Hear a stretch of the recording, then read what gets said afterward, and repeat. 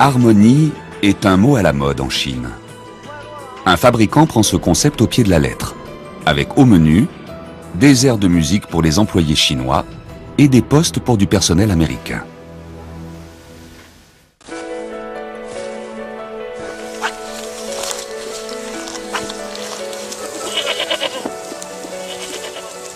L'ancienne route de la soie est désormais pavée d'éoliennes, à perte de vue.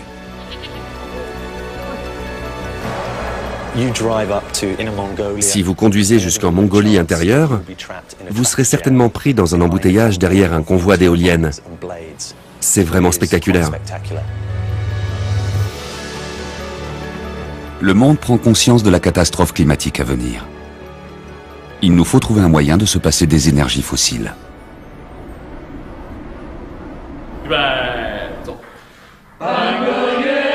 Cette chorale est composée des employés de Goldwind, une entreprise d'éoliennes qui cherche à révolutionner ce secteur industriel.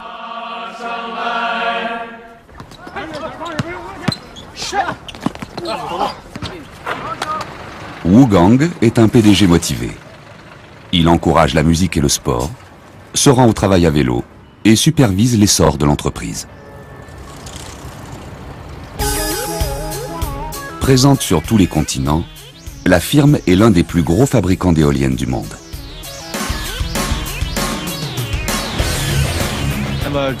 De toute évidence, la croissance économique de la Chine va se poursuivre à un bon rythme. Et nous allons avoir besoin de plus en plus d'énergie. Si nous pouvons trouver rapidement des moyens pour remplacer la combustion du charbon par des sources d'énergie renouvelables, nous aurons alors une chance de soulager la pression sur notre environnement. En Chine, l'éolien a explosé. Le pays était le 10e producteur mondial d'éoliennes en 2005. Il est maintenant en tête du marché en termes de production et d'utilisation. Les Chinois sont désormais en tête de la course. Au premier semestre 2011, ce sont eux qui ont le plus augmenté leur capacité éolienne.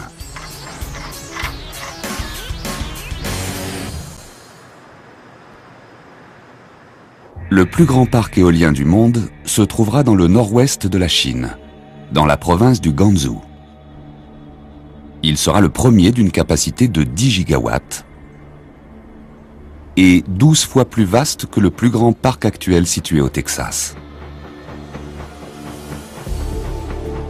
La Chine en construit 7 autres de cette taille.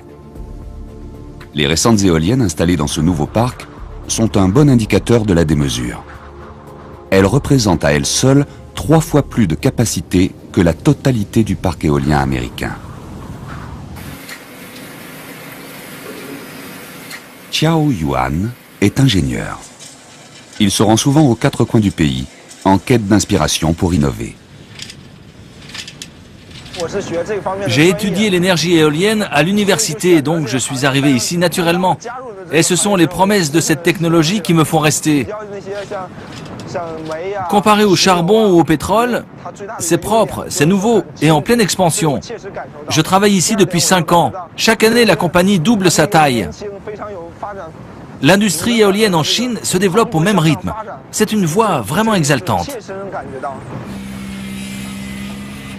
Ces turbines sont tout simplement gigantesques. Ce sont les pyramides des temps modernes.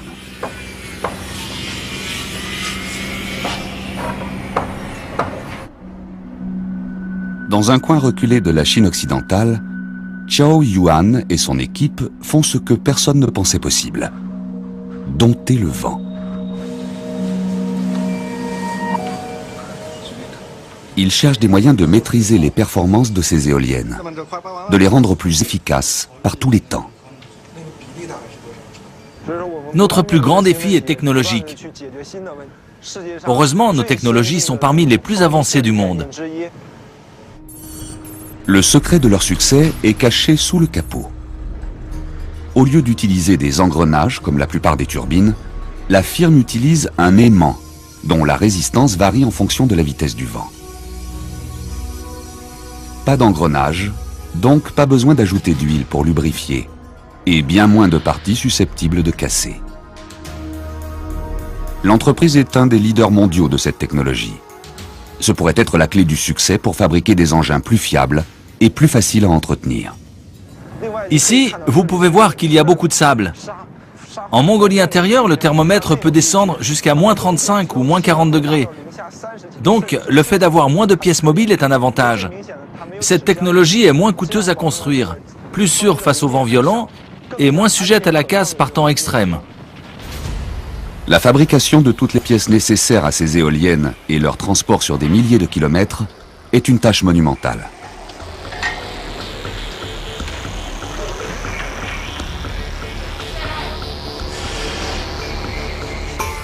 Mais les Chinois ne s'en occupent pas seuls. Pour ces éoliennes chinoises, la société utilise des pièces américaines et s'est donc installée aux États-Unis.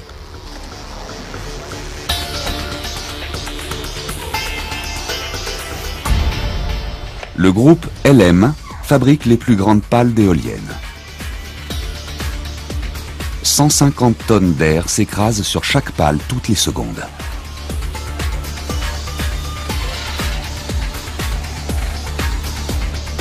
Goldwind achète ces pales. En fait, 50 à 80% des pièces des éoliennes situées aux États-Unis sont construites sur place. Cela veut dire plus d'emplois pour les travailleurs locaux. À moyen terme, le but de Goldwind est de fabriquer aux États-Unis 80% des turbines destinées au marché américain. Nous avons environ 450 personnes sur ce site. Je suis en charge de Grand Forks dans le Dakota du Nord. Nous sommes l'un des plus gros employeurs de la région. Je représente une belle entreprise et une belle usine pour une belle cause qui compte vraiment pour nous et pour ce pays. Pendant longtemps, les entreprises chinoises ont été accusées de voler des idées et des emplois à l'Occident. Wu Gang a réfléchi à la question. Ces dernières années, nous avons vu de plus en plus d'entreprises américaines venir en Chine. Et nous avons utilisé de nombreuses pièces américaines dans nos éoliennes ici. Dans le même ordre d'idées, nous cherchons des fournisseurs aux États-Unis pour les pièces des éoliennes que nous faisons là-bas. Donc c'est vraiment une histoire de coopération entre nos pays. Une collaboration entre les États-Unis et la Chine qui pourrait aller au-delà du simple intérêt commercial. Les premiers ont montré par exemple que les éoliennes augmentent le flux d'air autour des champs cultivés et pourraient donc les aider à pousser. Des instruments laser détectent l'augmentation du flux d'air. Puis, on voit comment les turbulences du vent peuvent aider à réguler les températures des cultures. Une découverte américaine qui pourrait contribuer à résoudre l'un des grands problèmes de la Chine, la désertification. Le désert de Gobi progresse sur le territoire chinois de plus de 2000 km² par an. La sécheresse, la mauvaise utilisation et la surexploitation des sols en sont les principales causes. Chaque année, le désert se rapproche des grandes villes. Dans le nord-est du pays, dans la province du Jilin, Wang Ping se bat contre le désert avec du raisin. Avant d'être agriculteur, il a travaillé dans une centrale à charbon. Depuis, il a planté 5 hectares de vignes et d'autres cultures au milieu du désert. Il espère transformer le sable en terre et faire repousser l'herbe qui était là autrefois. La première fois que je suis venu, les 180 000 agriculteurs et nomades qui vivaient là ont pris soin de moi pendant 6 ans. 40 ans plus tard, je suis revenu ici et je n'ai vu que le désert. Les prairies avaient complètement disparu. Alors j'ai décidé que j'allais consacrer toute mon énergie et celle d'autres volontaires pour que cette région redevienne une prairie. Je voulais ramener ces jours heureux à ceux qui avaient pris soin de moi il y a si longtemps. La plupart des volontaires sont des étudiants qui quittent la ville pendant les vacances et découvrent ce qu'ils peuvent faire pour empêcher le désert d'avancer. D'après le professeur Wan, le désert atteint maintenant 30 ou 40 mètres de profondeur. Chaque année, il y a de nouvelles tempêtes. Le vent souffle très fort et le sable s'enfonce de plus en plus profondément. Je m'inquiète vraiment pour nos habitations et ce qu'elles deviendront. J'espère que les choses vont s'arranger. En tout cas, dans notre zone témoin, on voit apparaître de la verdure. Et on va faire en sorte qu'il y en ait davantage. Cet environnement est dû à l'activité humaine. Si nous n'arrêtons pas cette désertification dans l'esprit des gens, nous n'arrêterons jamais la désertification sur le terrain. Wang Ping a accueilli plus de 4000 volontaires au cours des 10 dernières années. Son travail est devenu un modèle écologique international.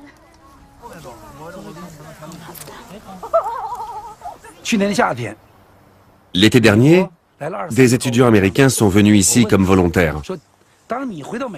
J'ai demandé à l'un d'entre eux ce qu'il répondrait si, de retour chez lui, on l'interrogeait sur l'utilité de notre modèle face à un problème global. Et cet étudiant a répondu brillamment. Si personne ne commence à agir, comment le reste du monde le pourrait? Wang Ping croit passionnément que le virage vert commence d'abord chez soi. Et c'est exactement ce que fait la révolution verte de la Chine. Elle diffuse des technologies renouvelables à une échelle massive. Du plateau tibétain aux cités grouillantes de la côte Est, des ports glacés du nord de la Chine aux eaux chaudes de Canton, d'étranges toits bleus rendent le pays plus écologique.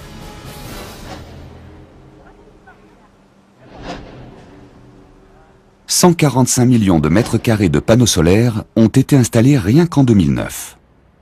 Depuis, la Chine en est devenue le plus grand utilisateur. La révolution chinoise de l'énergie solaire gagne les régions les plus reculées du pays, comme le désert de Gobi en Mongolie intérieure.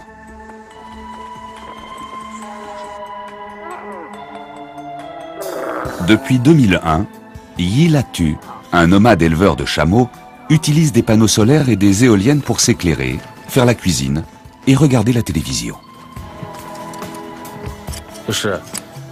Notre mode de vie nomade est respectueux de l'environnement. Nous vivons en pensant à la durabilité. En hiver, nous mangeons à certains endroits et en été dans d'autres. Cela laisse le temps pour la repousse. C'est le style traditionnel des nomades et la façon dont nous vivons encore.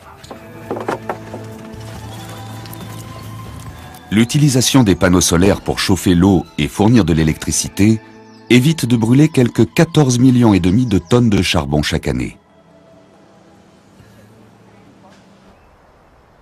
Mais ici, dans le désert de Gobi, la révolution de l'énergie renouvelable fait encore plus que cela. Elle a empêché une tradition nomade de créer un désastre environnemental.